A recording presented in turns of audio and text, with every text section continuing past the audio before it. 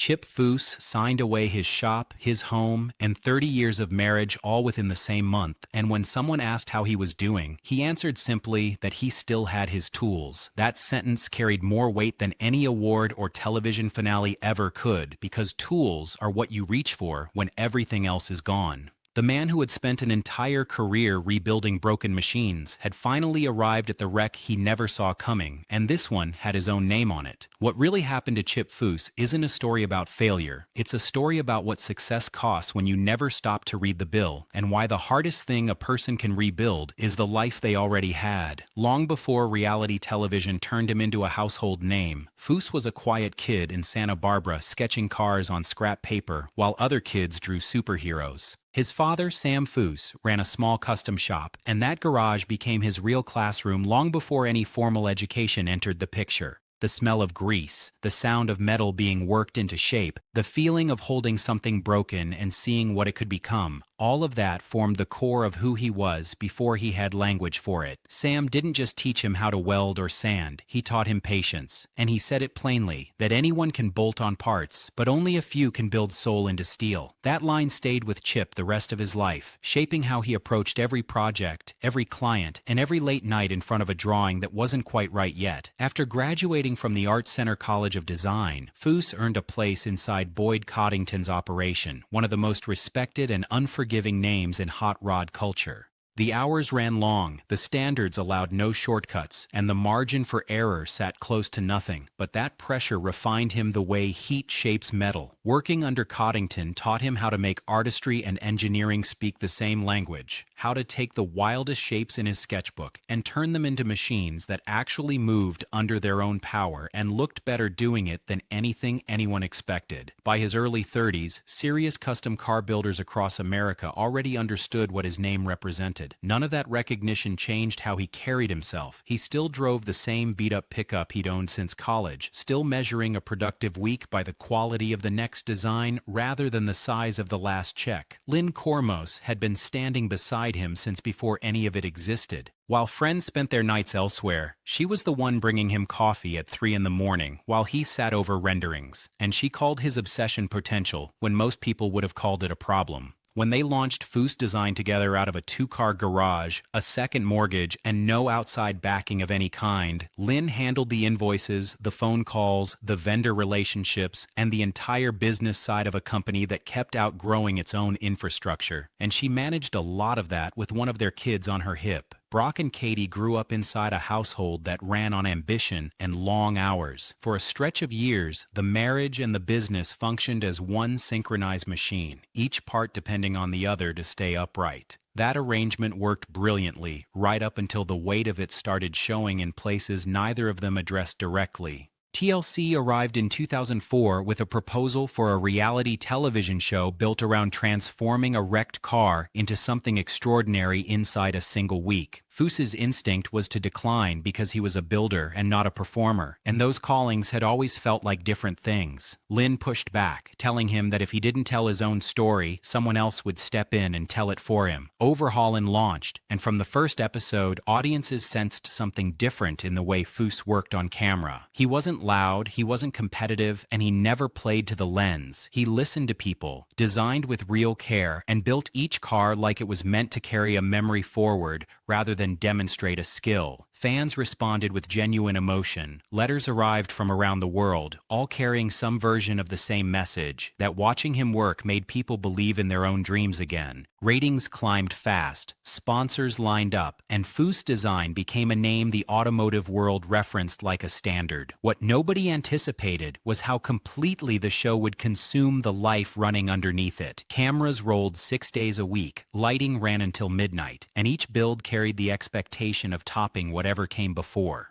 Foose logged 14-hour days on set, then flew home to the shop for another 8 hours of design work, landing at midnight, kissing his kids goodnight, and boarding another flight before sunrise. Fame had arrived exactly the way he had worked toward, and it demanded everything in return. None of that momentum found its way back to the dinner table in any amount that mattered. Lynn absorbed the gap. She managed the household, kept the business running, raised the kids, and quietly carried the silence that had replaced her husband at home. Conversations that once covered dreams shifted to covering deadlines. Messages that used to carry warmth turned into logistics, lists of shipments and appearances and outstanding invoices. Brock and Katie adored their father and recognized him everywhere on television, but they mostly knew him as a public figure before they knew him the way children should know a parent. Foose kept telling himself the pace was temporary, one more season, one more build, one more shoot, and then things would ease. The finish line kept moving every time he got close to it, and the family kept paying the price for that gap. By late 2018, people close to the couple had noticed they no longer arrived at events together. Foose would walk into a car show smiling for cameras, while Lynn stayed back to manage operations.